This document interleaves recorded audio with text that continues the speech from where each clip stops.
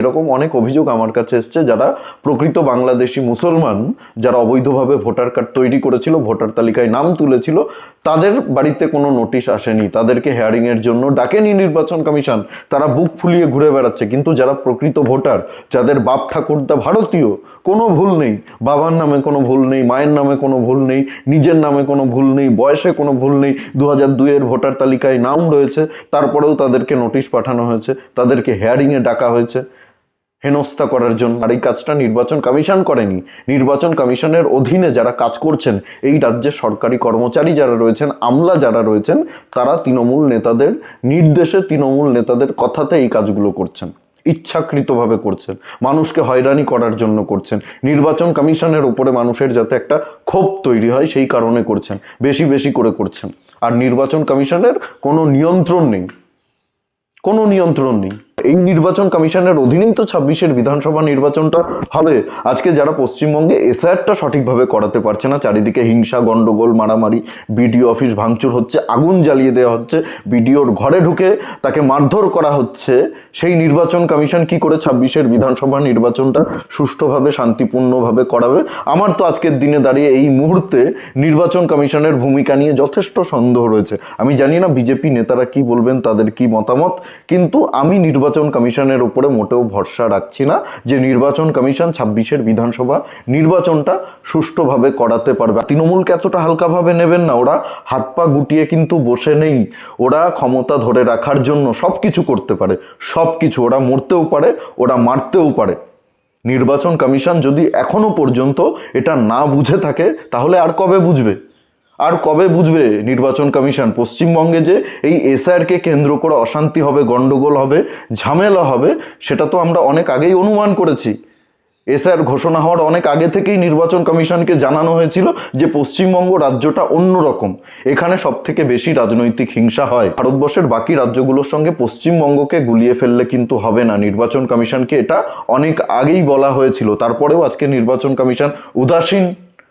পশ্চিমবঙ্গে যারা এসআইআর কাজটা করছে তারা তো সবাই রাজ্য সরকারের কর্মচারী, সবাই রাজ্য সরকারের আমলা, পুলিশ প্রশাসন, রাজ্য সরকারের কর্মচারী আমলারা এই রাজ্যে শাসক দলের কথাতে চলে, শাসক দল যেটা বলবে তারা সেটাই করবে, নির্বাচন কমিশনের কথাতে চলবে না। নির্বাচন কমিশনের কথা এক কান দিয়ে ঢুকে আরেক কান দিয়ে বের করে দেবে।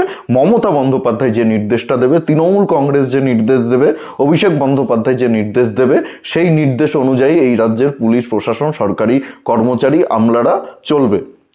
আজকে সেই কারণেই এত গন্ডগোল, এত ঝামেলা। আর এটা তো নির্বাচন কমিশন আগে থেকেই জানতো যে এরকমটাই পশ্চিমবঙ্গে হবে, এর আগেও হয়েছে, বারবার এরকম হয়েছে, এটা তো নতুন কোনো বিষয় নয়। আপনারা ভাবুন, এখনো পর্যন্ত নির্বাচন কমিশন কোনো কঠিন পদক্ষেপ নিল না। এই কর্মচারীরাই, এই সরকারি অফিসাররাই তো 2026-এর বিধানসভা নির্বাচনে কাজ করবে। নির্বাচন কমিশন তো আর দিল্লি থেকে বা অন্য রাজ্য থেকে, গুজরাট থেকে লোক এনে নির্বাচনের কাজটা করাবে না।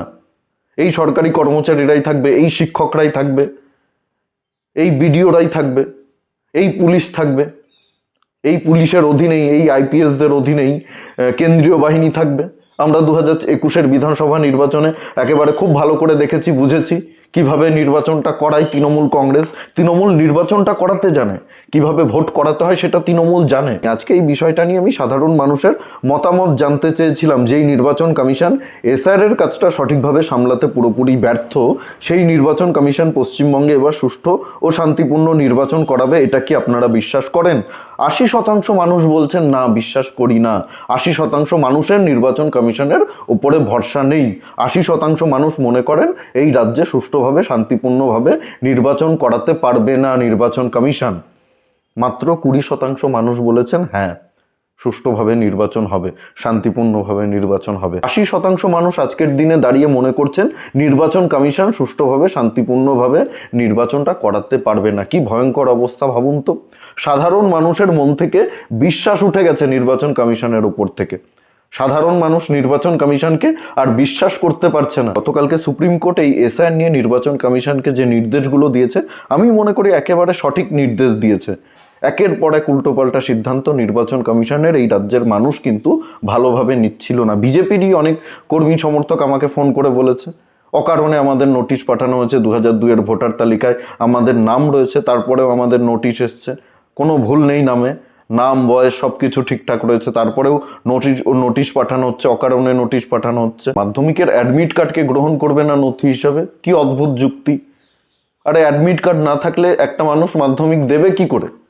অ্যাডমিট কার্ডটা তো প্রয়োজন, না হলে পরীক্ষায় বসবে কি করে?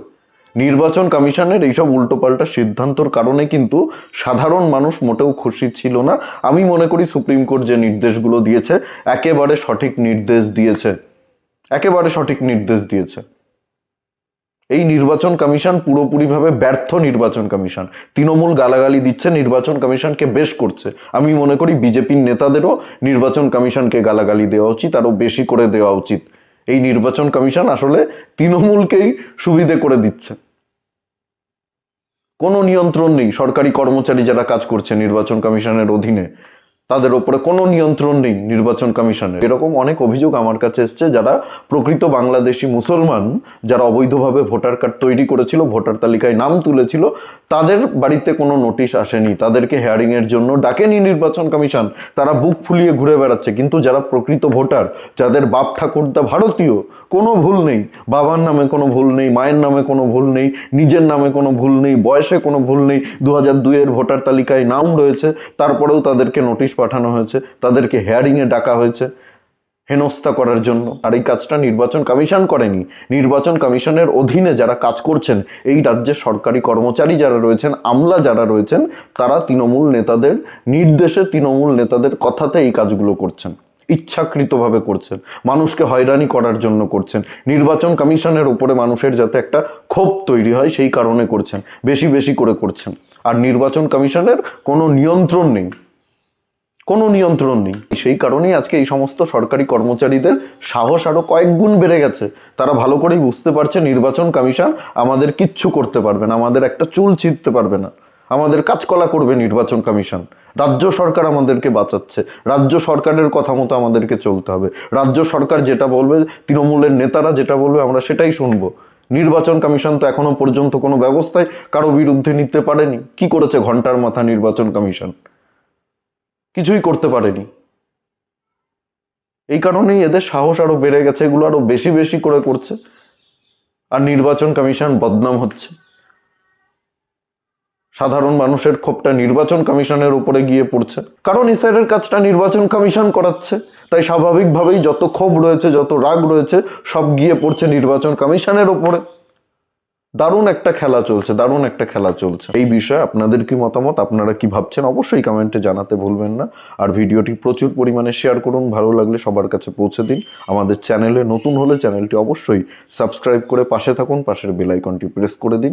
আমাদের প্রতিটি ভিডিওর নোটিফিকেশন আপনাদের কাছে সবার আগে পৌঁছে যাবে। সবাই খুব ভালো থাকুন, সুস্থ থাকুন, আশেপাশের সবার খেয়াল রাখুন। জয় হিন্দ, বন্দে মাতারাম, ভারত মাতা কি জয়।